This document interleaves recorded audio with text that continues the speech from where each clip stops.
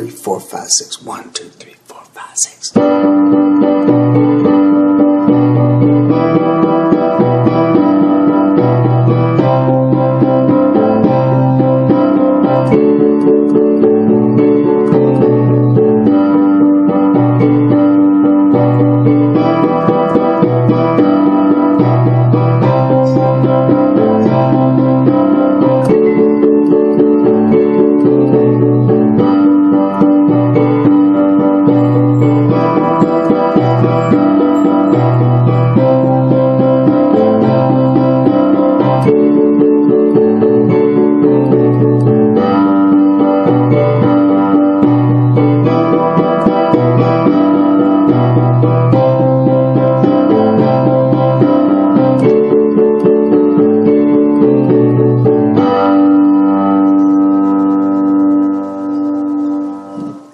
Hey folks, this is Craig with SunSlice Media, and today I would like to go over a short lesson that I've written for my beginning to intermediate piano students.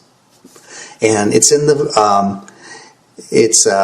we're kind of diving into the 50s inspired groove reminiscent of a smooth doo-wop, a Fats Domino, and that might be a little bit before a lot of people's times, but however, it's a really good. Fats Domino would play like boogie woogie bass rhythms on the left hand while keeping time with the right hand.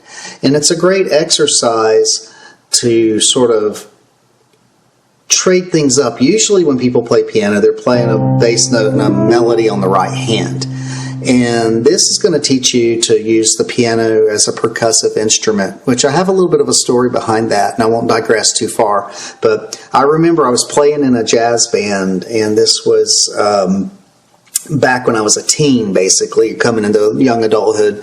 And the instructor said, "Hey, now just the rhythm section." And I'm like, okay, well, there go the drums and all that. And he stopped in about 4 measures in and said, "Where's my piano?" And I'm like, "Well, you said rhythm section." He said, "Well, that's what the piano is." Well, dummy me, right? Piano has mallets. And they pop up and they hit strings. Pop, pop, pop. And they do that thing, right?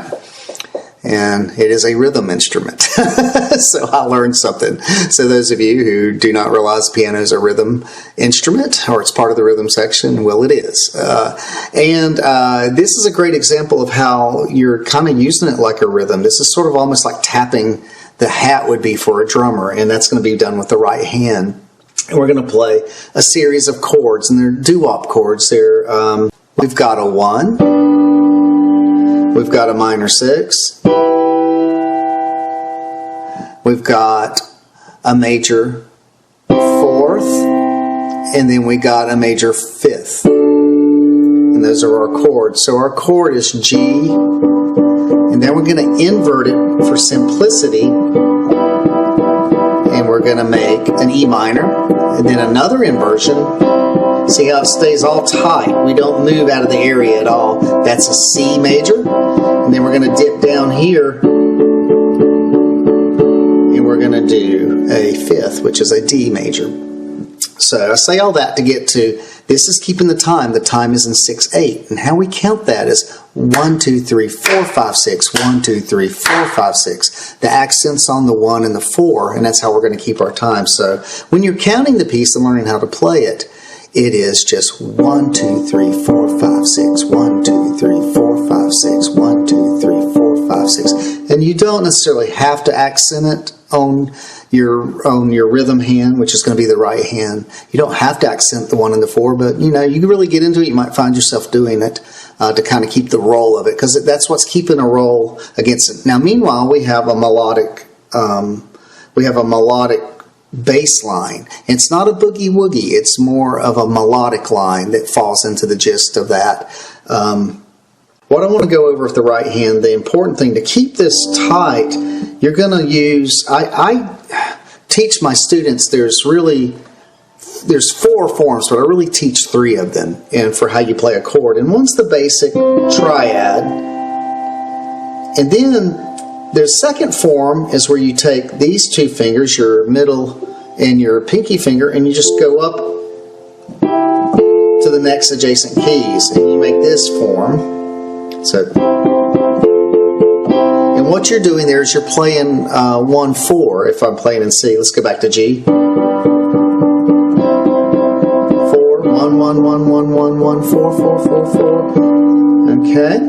And if I want to play the 5, I make this claw. And this is kind of hard for some students. For me, it was really easy, but some students, this is tough. Pinky, index finger, and thumb makes kind of a claw when you get to do it. If I could get these fingers out of the way, I've got to do it now. I'm kind of clawing at it. But it allows the basic form, the extended form, the claw, and those are your 1, 4, 5s. And of course, we have an E minor in here, so what happens with that? We kind of use a little bit of the claw with it. We do a claw there as well. And these are not formal things. I mean, you know, if you said this to anybody else, they go, what the heck are you talking about? Again, these are things I tell beginner students. It just helps you memorize these fingering forms or formats, however you want to say it, the mechanism, if you will.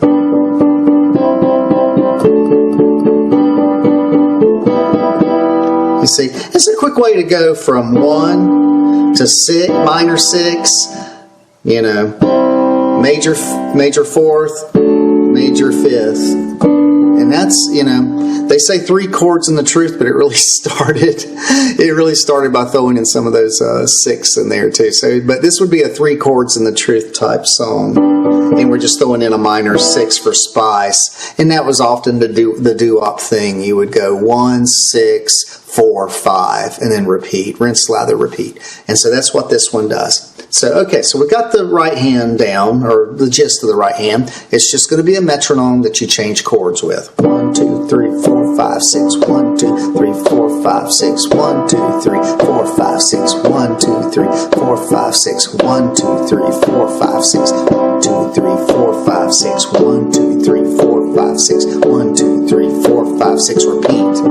And see how that comes? That transition's really easy. Well, it's all tight. You're not moving all up and down, so nothing to get confused. Once you get those forms, those finger forms down, you've got that part down.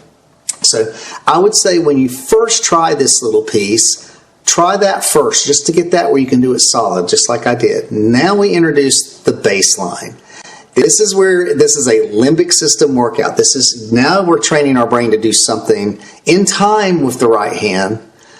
And you're going to almost have to forget what you're doing here. You're going to have to get that down to concentrate on the left hand. So it's a good brain exercise, and that's the whole reason I wrote this piece, is to help beginner students to start dividing how they play both hands. So, and how it goes is, I'm going to count it really slow, but it's a 1, 2, 3, 4, 5, 6, okay? 1, 2, 3, 4, 5, 6, 1, 2. And if you'll notice, it's in 6/8, so these are all eighth notes. So that first note, there's a dotted quarter, which means it gets 3 of those eighth note beats. And then you see it tied to the beginning next, the 4, 5, 6, the next triplet eighth notes. And that is, and that's going to actually give that first note an extended beat. So it's a 1, 2, 3, 4, 5, 6. Okay. Now, I sounded like Mr. Mackey on South Park. Okay. And so the next part, though, is when you go to do the line on the second measure, it actually is a different rhythm. And that's what gives it its roll or its feel. So the first part of the roll is 1, 2, 3, 4, 5, 6. 1, 2, 3, 4, 5, 6. So when you hear it in concession, it's 1, 2, 2, 2. That's a 2, 2. One of them is 1, and then the other is 1, 2, 3, 4. Okay, that's the first measure.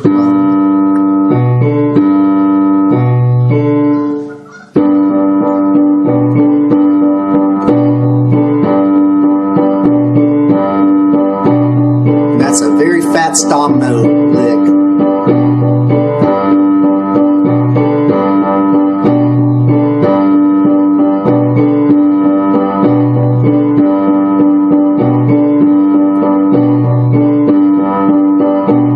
So when once you get that roll down, that's carrying the rhythm throughout the whole song. However, the bass rhythm is the melodic side, so it does have some little trickiness that comes on with these chord changes. So the G, every time you encounter that G line or the G chord for those first two measures, it's going to do that rhythm.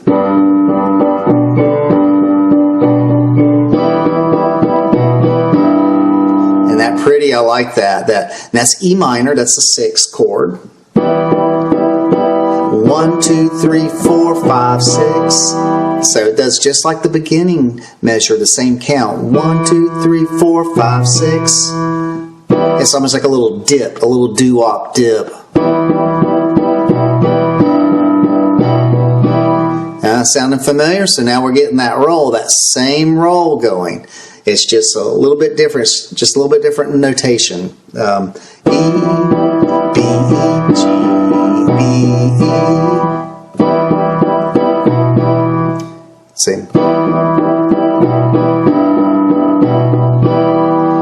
And then we go to C.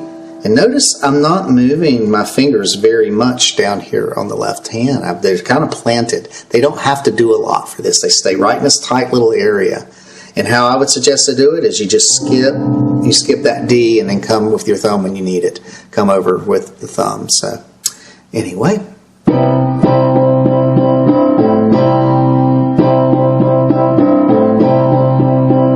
a man.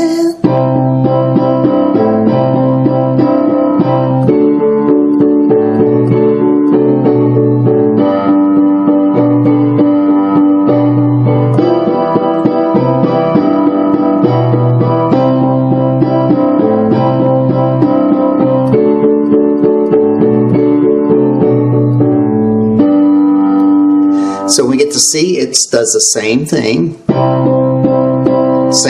And I should say the same thing as far as the same roll pattern on the bass hand. 1, 2, 3, 4, 5, 6. 1, 2, 3, 4, 5, 6. 1, 2, 3. So that's the first measure when it turns to C. That would be 1, 2, 3, 4. That's the 5th measure in the piece.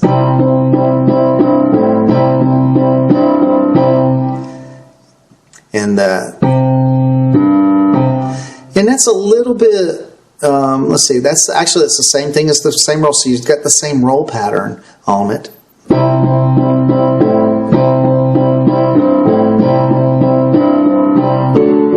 Hold that out, same thing. Here's the only place in the whole song it changes that roll pattern a little bit. It inserts a note. Instead of holding out this note for 4/8 notes on the right hand, you're gonna only hold it out for a quarter note or two 8th note ticks. So, and we're gonna walk it down. And the beauty of that little walk down is it's a quarter note, 8th.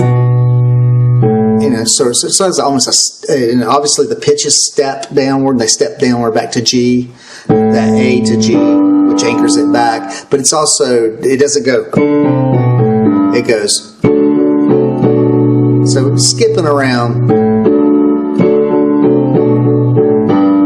So kind of skipping in time a little bit, that keeps that roll going. So this is a very basic roll, but if you can kind of get it down where you can play it flawlessly, you're going to set yourself up really nice to play boogie woogie rhythms, New Orleans type rolls, things like that, which are a lot of fun on piano and real real crowd pleasers when you play. So.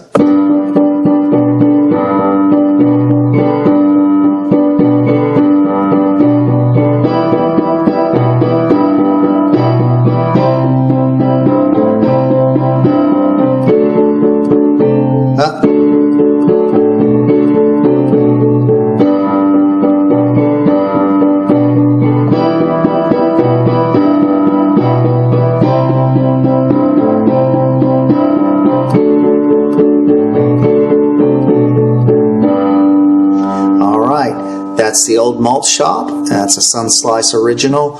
And hopefully it helps you in your piano quest to kind of have some separation in your playing. The goal is we're going to get you somewhere more like...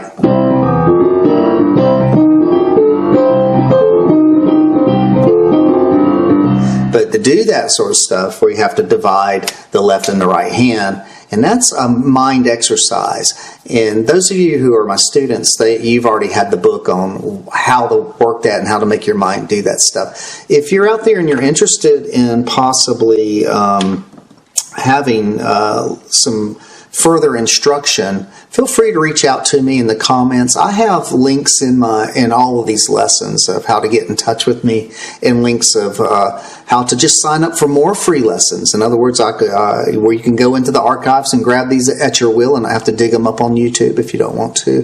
YouTube right now seems to be my sole platform, but as I get more stuff out there, I'll probably reach over to a few other formats or platforms, I should say. Anyway, this has been fun. I hope this helps people out there and trying to learn how to play piano. If you need really basic instruction to get you to this point, reach out to me. I have some wonderful things that'll get you there. I got like 2 or 3 lessons that will just kind of get you up to speed, teach you some little counterpoint, things that are a little bit easier than this. If you're intermediate, this stuff will probably interest you more. It's kind of breaking out of the mold of classical piano or taught like that. And I'm sure it's the goal of these lessons are not to teach you how to play something cool that another artist has played. It's really to teach your mind how to interpret music, how to read music, and how to sort of develop good habits before all the bad habits creep in. And I think there's plenty of people on YouTube that can that do wonderful lessons and teach you how to play somebody else's music, and that's great. I'm all for that. I sometimes look that stuff up too, especially guitar. I do. But my goal is not that. My goal is to teach you how to read music and how to play music. Hopefully we'll be on a good path together. Hope you enjoyed your lesson today, and tune in for the next one. Thank you very much.